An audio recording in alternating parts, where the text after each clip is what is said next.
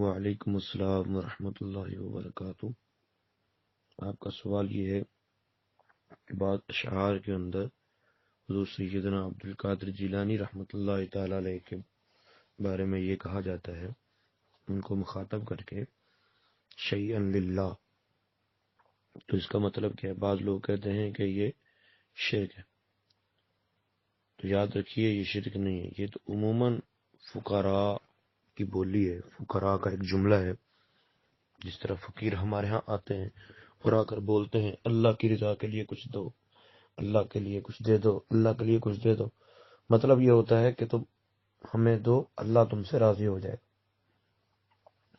تو شیئا للہ کا مطلب یہ ہوتا ہے اے حضور عبد القادر جیلانی، آپ کو اللہ تعالیٰ نے جو طاقتیں عطا فرمائی ہیں، جو اللہ تعالیٰ کی عنایات ہیں آپ پر، ان میں سے ہمیں بھی کچھ دو اللہ کی رضا کے لیے۔ آپ ہم پر مہربانی کرو گے، اللہ تعالیٰ تم سے راضی ہوگا، کیونکہ اللہ تعالیٰ ارشاد فرماتا ہے اے ایمان والو ان تنصروا اللہ ینصرکم، اگر تم اللہ کی مدد کرو گے تو اللہ تمہاری مدد کرے گا۔ مطلب یہ کہ اگر تم اللہ کے بندوں کی مدد کرو گے، اللہ کے دین کی مدد کرو گے، اللہ تعالیٰ تمہاری مدد کرے گا۔